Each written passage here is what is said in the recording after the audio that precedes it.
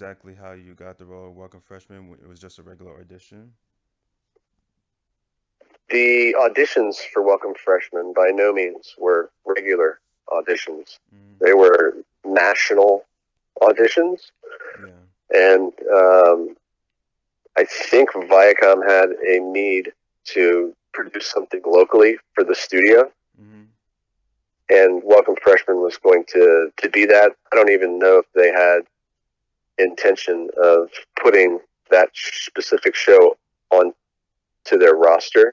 Yeah. Um, or I don't think they even knew what format, how it was going to work, because they really, I think, wanted a local production for the studio itself, so that there would be something to view during, you know, tourist attraction, because Nickelodeon Studios was a tourist attraction, Yeah. and I think that Welcome Freshmen was one of the conceived vehicles for that attraction, not so much for the network. Hmm. Yeah. When I spoke to Bob Methal, he told me that this was the first show produced in Central Florida that you guys that consisted of actors from the same area. So yeah, I Right. totally agree that it was conceived for that studio. And it definitely was. The real interesting part was it went national with their auditions process, Yeah. but in the end, it was cast and crewed local. So I think at some point they had kind of a flip flop. They didn't know what it was. So they flipped and flopped on it until Bob may have also mentioned to you that this was known as the little show that could. So, what was your first impression of Nickelodeon Studios when you got there, though? Nickelodeon Studios is a place of wonders. I think when we got there, Double Dare was built in one of the sound stages, which made it very easy for anyone to fall in love with it. That game show was priceless and timeless. And that was like the go-to every child wanted to compete on that show, and I'm sure that show was filming at the same time you guys were, right? Correct. Off and on, we shared a soundstage with them sometimes. Our show was not too big to where it couldn't fit in half the soundstage, and I think Double Dare at times was taking up a soundstage and a half. So we Mm, would even have Double Dare sets on our soundstage at the same time we were shooting. So the environment there was conducive to an amazing time. It was just an amazing time in Nickelodeon history. right, right, all right. Totally feel the same way. And speaking of that, not only I believe Clarissa Explains It All was there at the same time you guys were too. Yeah, about a year after we were producing there, her show came in. Forgot to mention, I went there myself in 1984 to studios, and I do remember taking pictures in the slime guys and stuff. And the tour, I so vaguely remember, but it was such a cool thing to see you guys filming or rehearsing down below. And did you ever get to like interact with fans almost? How was that for you? I want to say I was probably one of the more interactive people that were ever there. I had a lot of relationships with the tour guides who worked on the floor, and I would very comfortably take their headsets and put them on and give the tour myself and make sure to meet them down in the wardrobe. I was very hands on with the tour. Uh, I really enjoyed that. Uh, the Yeah. scope of being there was, like I say, it was just the perfect recipe for awesomeness. It was a Yeah. good time there. Yeah, a recipe for awesomeness and disaster because Brock, he said you, Chris, and him used to goof around and joke with the people and make gestures around the tour, the guests who would take the tour. Yes, Brock is right. You got we to would remember for a we would second. take that to the limit. No, well, we would go out to lunch, and lunch was basically a theme park. So we'd go running around the theme park, and a lot of the people who worked as tour guides in different uh, attractions were people who were extras or had lines in our show. So we would small talk them during work, and they would say, "Oh, well, I work over there at King Kong." And, oh, sweet. So we'd drop names and go to King Kong and ride King Kong a couple times during lunch and Mm, get the VIP access. It was good times, man. Yeah, and we would get into a little bit of trouble. We were kids. Yeah. Was that your favorite ride to go on King Kong at Universal Studios? No, no. Back to the Future, I Yeah. think, was the hip ride at the time. Yeah. And then we would go see around Halloween. There was the birth of the Bill and Ted's Excellent Adventure Mm. at Halloween Horror Nights, which what became Halloween Horror Nights. Yeah. But man, what a fun show that was! I used to really like Back to the Future, though. I think was probably my favorite. Yeah, that was such a classic ride. A lot of history there, man. A lot of the actors who worked in Orlando on our show. I mean, we could go from simple as they used to be tour guides to as big as that was Wayne Brady that was on our show, and that was Yeah. Jim Brewer, and we had some names that ended up real big on our show, and Hmm. that's just us, and we were the little show that could. We were like penny ante, so there was some cool stuff going on there all the time. Yeah, I mean, just it was just kind of a special time because not only was this a working studio, but a theme park growing and had all of these the concept of movie making process along with Nickelodeon being there. I think it created such a special growth that separated from LA and New York, and it was just a fascinating growth for actors to get to start in. No, it was considered Hollywood East, Right. and in the late '80s, early '90s. So it was happening. There was a buzz about it. Even if you were a crew member, you could find work in Florida. If you wanted to be bi-coastal, if you're in New York and you wanted to avoid the winter, there were a lot of people who did that and came down and just worked. There were Yeah. jobs here, so there was a buzz. It was cool, and it was definitely a very happening time, comparably. I wanted to know more about the shooting schedule for Welcome Freshmen. Do you mind describing a typical day of filming, though? Sure. There was never a real typical day. There were typical times. I think the production was managed around set availability, so they'd have to really concentrate on what lights and what sets were in place and ready to go, and they'd have to take all integers into fact. They have to factor all those integers in. So I mean, the job of a unit production manager there is a difficult one. But I think ours was done in clumps. If I had to remember the best that I could, we would do hallway scenes from an entire season of episodes 1 week because the hallway was available and clean and perfect, and they were working on the next set, which would have been like the principal's office, which they would have done the next week on a Saturday. Week to week, I think we were only there for any time 3 or 4 months at a time, and we would rehearse for a couple of weeks, and then we would shoot. Actually, I think we would rehearse for a couple of days and then shoot on the weekends because most everyone was available on the weekends as far as extras or cast or anybody really. Right. And we were not shooting typically during the school season, so it was typically during summer. Mm. And we would block it out in available areas for us to shoot. Sometimes in the later seasons, we would do on location stuff, which would be clumped into a 2 week process where we would just do everything that wasn't on location at the sound stages. And then when it came down to sound stages, it was who's available when and why, and what sets are available, and what are we doing in what order. But everything would be clumped together because I remember it was dreadful at the end of the first season, and they stopped doing in the first 2 seasons we had the the episodes were kind of wrapped around the mall where we'd have our mall scenes, and we would talk about this, that, and the other, and then we would bounce out to Mr. History or Coach Roach and back again. The episodes were very different the first 2 seasons from the later seasons, which were stories being told.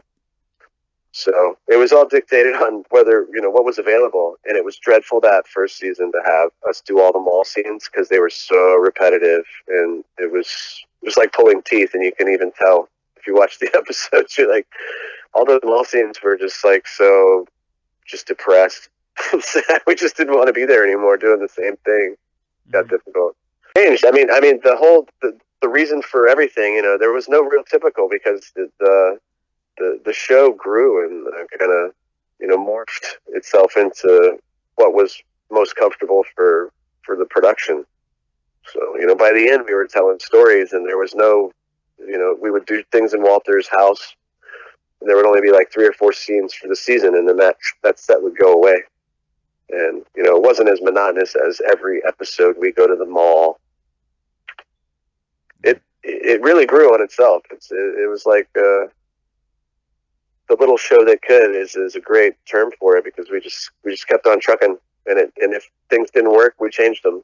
We had that ability. Our show was aloof enough to really define itself. It didn't really have a this is how it was all the time. If you go to Saturday Night Live, it's like, well, Monday, Tuesday, Wednesday, Thursday we rehearse, Friday we have a day off, Saturday we really rehearse during the day, and then we come back and we go live. Right. Ours is, you could not put a definitive on that. It happened. It was very organic the way that it happened, and it was based on, I think, really the whole production.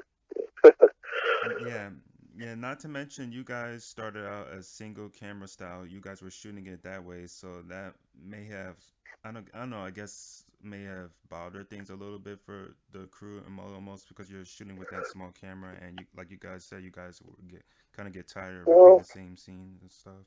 Yeah, no, I think we always did a 3-camera, studio cut, so it was just really about being stuck in the same location in that first season, where we had to do, and I think they did us no favor by putting it at the end. If we would have come in and done those boring mall scenes like the first week, they would have been awesome. We would have been tired of them by the end, but not nearly as tired of them as we were after doing 3 months of fun stuff, and then all of a sudden we're stuck in the mall doing what they call interstitials, which is where we just introduce intros and outros, intro, outro. Hey, wouldn't it be great if? Oh, cool. We have a dream, and then we come back. That was awesome. Yeah. It was just really hard to get a bunch of kids on board with the energy that I think was needed to keep that idea up. But like I said, we were organic, and I think our producers and production managers especially kept us in line for what would be beneficial and successful and fun, because we were a very fun show. Yeah, you guys were your own tight little family. I can see that, and like you said, it was a show that was could live on its own. But at the same time, did you ever sense like maybe hostile between Nickelodeon not really approving of the show much? Because Bob Methal, he says that he got a hard time about the show, and you guys not being quite successful as Clarissa or Roundhouse or something like that. Yeah, I think success is relative. When if I would, say that being an adult, knowing this, I don't know. I don't even know that business anymore. I've been in events for so long that I think from what I can gather, I don't think Welcome Freshmen was doing poorly, unless it was in the Nielsen's or like some sort of rating system. But we didn't have the production value that the other shows had. In defense, anybody involved with our production, when you look at the budget for our show and you look at the budget for another episodic that was happening, it's night and day. Our budget was, I would say, almost 1/10 per episode of what other episodics that were, doing good job. They were successful. Well, they had 10 times the financial power to put into their look, the time they spent on it, how well they paid their people, how good their people were from the beginning because they could afford to pay them. Welcome Freshmen was just a show that was, let's do something that is attractive. Welcome Freshmen would have been born out of a higher production value and born out of the necessity to have a successful show for network. I think it would have done better. It would have gotten the money that it needed. It would have I would never have been cast. There would be some names probably in the cast. I'm glad it went the way that it did. However, it was, I think, like I'll always kind of roll back to in my adult life, is I think it was really just built for an attraction, and we got lucky that we got on the air. And I think that was kind of the thing, was that the people from Viacom North were like, hey, we don't have any faith that any of this can succeed. Your production value is going to be so low, and we're only going to put this much money into it because you're just an attraction. And then they put it on the air because it was actually viewable. And I think we did really well, considering they didn't put any extra into it to to get extra out of it Hmm. because I think it was an attraction. We never went to syndication. We weren't SAG, this, that, and the other. Yeah. I also think you guys had a special thing going on with the show starting from sketch to sitcom. I mean, which is strange itself for a TV show.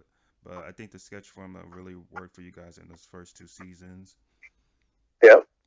Yeah. Yeah, no, the sketch format was probably the funnest it was going to get. It was hard times because the second, I believe it was the difference between the second and the third season, or third and fourth. I can't remember when we changed over, but during one of those seasons, I mean, we lost a couple of cast members. You know, we lost Merv and Tara, and we got new cast members, and they changed everything up. So it was really kind of like a knee buckling transition for like Chris and myself and Jocelyn, who kind of stuck on with the cast, and then we introduced new cast members and lost some people. So it was kind of scary because now that you were in threat of losing your job for something, but nobody ever got fired or anything. It's just they made some choices Mm. that were difficult, you know. So that being said, it was that transition time was terrifying, but I think it really brought out the best in everybody involved because now you had us who were from previous seasons kind of like in fear of losing our jobs, but for lack of a better word. But when people leave a cast, you're like, wow, that could be me. So there was that, I'm sure. Plus, the show was written much better. I think it worked a lot better as a skit comedy, as like a story being told rather than being like a bit parody skit comedy all over the place. I think when we toned down how aloof Yeah. the presentation was, we got some real cool stuff out of it. I mean, they were trying anything, like I said, over there. We had different directors. We had probably like 7 different directors. So there are little clumps of episodic, joy where you're like, oh, this is great. And then there's, what is this? We had the director from 15 come Hmm. by and direct, and his style was very, like melodramatic. And he would pause extra seconds before he'd cut cameras and make us hold emotions on our face. Very interesting. And then we had another guy who was just super like, all right, fun, go ahead, no, knock yourself out, and would let us improv, and all those different things kind of showed up. But, you have your little group of 6 to 8 episodes where you're like, I remember that director. We had fun with him, or I remember that director. Oh man, that was horrible. Yeah. So it was fun to be able to go to a workplace where they were changing the format all the time. So you really had some some I don't know. You had your own ability to change as well. It's kind of made you malleable. It was fun. It was always Yeah. different. It wasn't stagnant. That's for sure. Yeah, right. So you guys were allowed to do your own improv, basically. Yeah, like I say, at times there was a couple directors that were super awesome and easy and chill and would let us go off the deep end, and they would clean it up in the editing booth, but would still at least let us have that fun and let us kind of exercise that muscle, that acting, that improv muscle. That on other occasions we didn't really have that luxury or freedom. Only you got to do that. You got to also do other activities around that were shooting in the studio, like Nick Arcade. You and Jill got to do that episode. Do you remember how fun that was? Hmm. Yeah. Yeah, Nick Arcade. I did a super sloppy celebrity double dare with who did I do it with? Dikembe Mutombo and like Tree Ron. I can't remember. I played double dare with some NBA stars. We did the NBA Stay Oh in yeah, School I know Jam every the year. yeah I used to run Launchbox.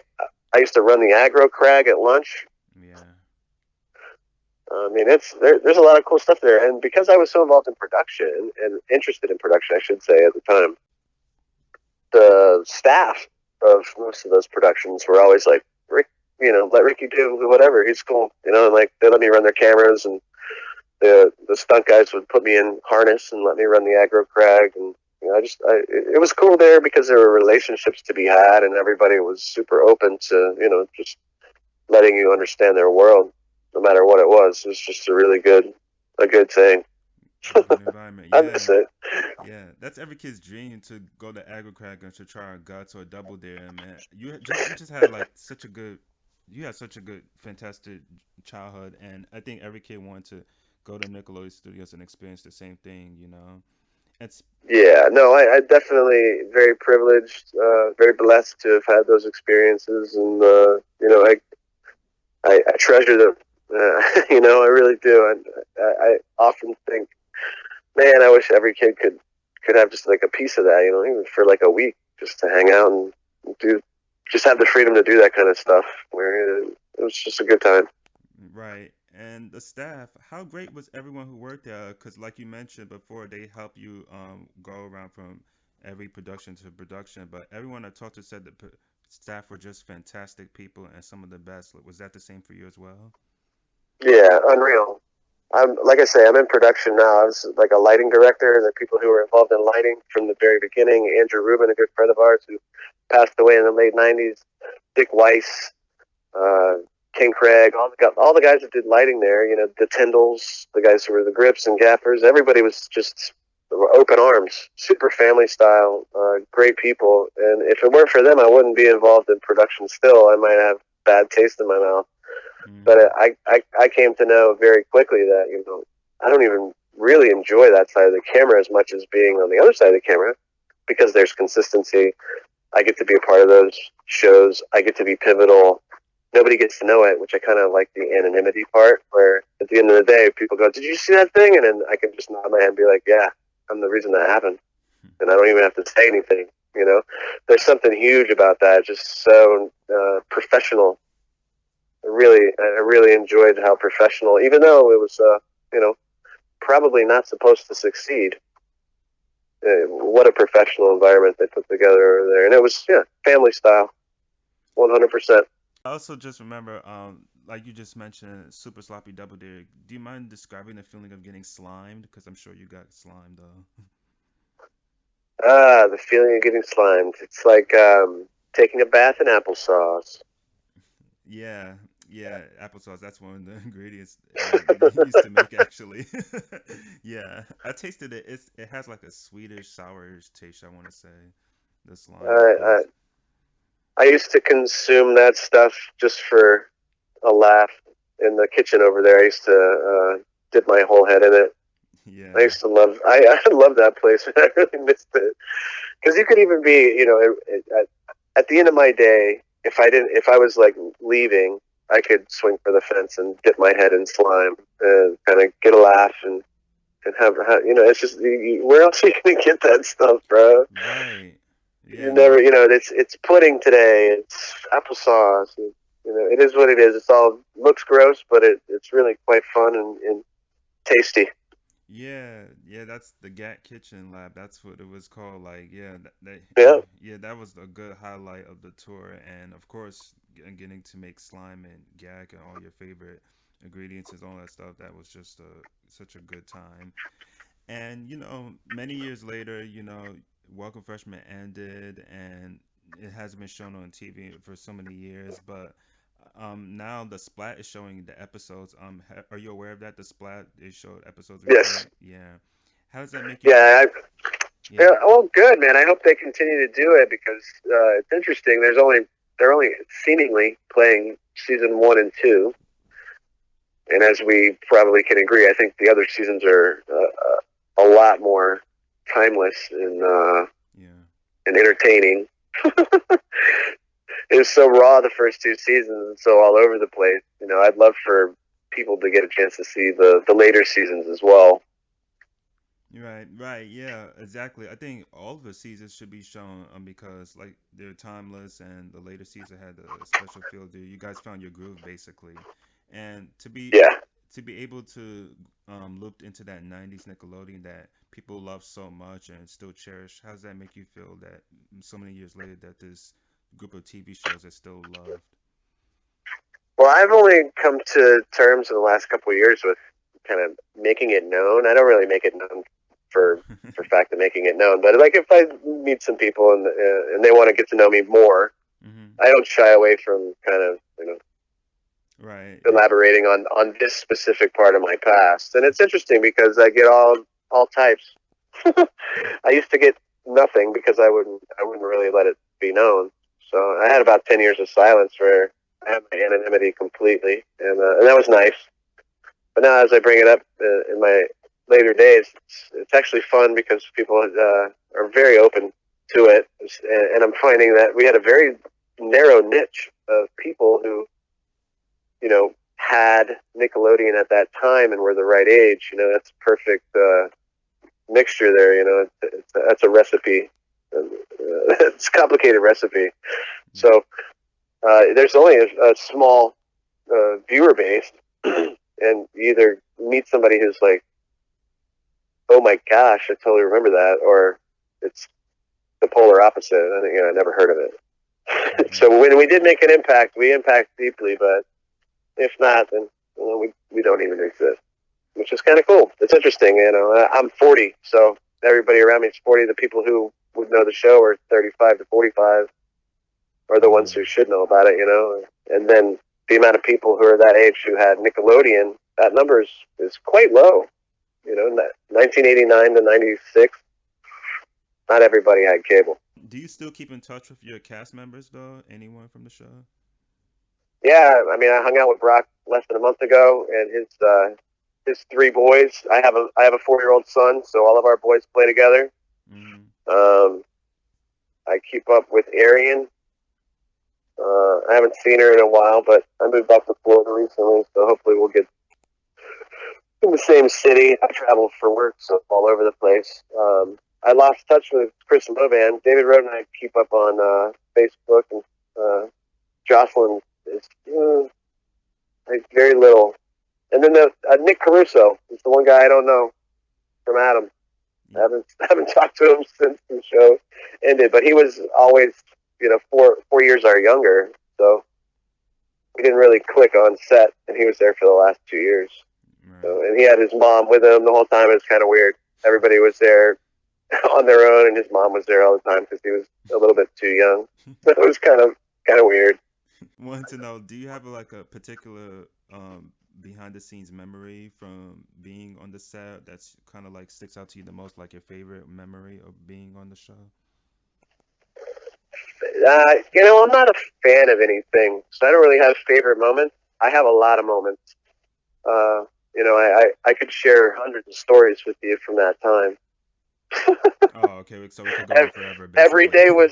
every day was Saturday, man. We'd go to sleep, wake up, and it's Saturday again. It was just play and have fun, and it was a great time. There was a story a day. Yeah. I can see that because I always like imagine that because I saw the pictures that Jocelyn she sent me to you guys hanging out and stuff, and you guys were close. I want to say you guys look like you guys got along. So hey, I believe you. What do you think made Nickelodeon Studios so great and special? Definitely its originality. There Yeah. was nothing like it. It was a place where you could go and you could see how production was made. Yeah. And you didn't just get touch and go. You got to take a look at things from above. You got to take a look at things from the control center. You got to take a look at things as they were happening, and really, it was an educational experience, I think, for the tourists that would show up and get insight on how production works. I think if you saw that happening as a tourist, that could open your eyes. It's just there's so much going on. You can't really understand how television is made until you have an experience like walking through at Nickelodeon Studios. I think that was a treat. It was just so original, man. There's no place else you could go and soak it up. And being on the other side of the camera, it was amazing. Mm, yeah, that was the slogan for the place where Nick is made, and it was such a well-deserved attraction that, like you said, that no other place brought to it. You could go get slime, watch your favorite TV shows, take a tour of the set, and just be your own little TV star for a day, and it made you feel like you Right. were part of the process. Yeah, So that's a how are we coming along on opening it back up again? What is the future in this place? Another thing that I want to know, like, did you guys ever hang out with any of the Clarissa or 15 cast members? Because Chris Lopez said he used to hang out with Robin. Yeah, I've got a story, about 15, probably one a day I could give you. They had a boys' house and a girls' house, and we used to frequent both, try to hang out with the girls, and Hmm. we'd hang out with the guys, definitely. Ryan Reynolds was one of those guys. Yeah. Um, they were, just kids. Their show was so somber and so sad. Like they were kids that were dying to get off set and go do something other than their job. And then Clarissa, when I guess she was 16, right around her 17th birthday, she was working at Nickelodeon at Universal Florida, and I took her out to the movies. But everybody was going. I just drove her there. Oh, okay. She's a nice girl. Oh, yeah, I Melissa. saw her in I saw her in like 2014. I was like, hey, do you remember Welcome Freshmen? She goes, yeah, I'm like, do you remember your birthday? She goes, oh, Rick. Wow, she Like, yeah, remembered you, huh? Melissa yeah, Jones well, remembered. or she made me feel like she did. Either way, I had her on my stage. I was the lighting director for a lupus foundation uh, awards gala benefit dinner, something or other, in Hmm. Beverly Hills, and she was one of the main speakers. So yeah, we have lots of stories, bro. Man, I I've can. got stories with me and Mike O'Malley and Morcork playing Trivial Pursuit at the top of our lungs, and it's good times. All those people were there. Mark Summers. I have Hmm. stories about Mark Summers. Go out to lunch and come back. And, Same time, why I wanted to do this project was because I wanted to see that this place was a spectacular place in history and just get it out there and see that, Nick could. I don't know if it can ever come back because times have changed, but at the same time, it's so passionate to me, and I just love hearing you guys' stories and how much you right. guys worked behind the scenes and stuff, and that's why I wanted to get this out there. It's because it means a Okay. lot to me, the place. Rick, I just want to say thank you so much for talking to me today and being a part of this project. I really appreciate it. Hey, you're welcome, man, and happy to do it. Thank you. No, yeah, All right. yeah, it's definitely a good trip down memory lane. And hey, I will keep in touch and get the interview back out to you, basically. And who knows, maybe we could talk again someday. Sounds good, man. Anytime. All right, okay, take care. Enjoy your day. All right, Bilal. Bye.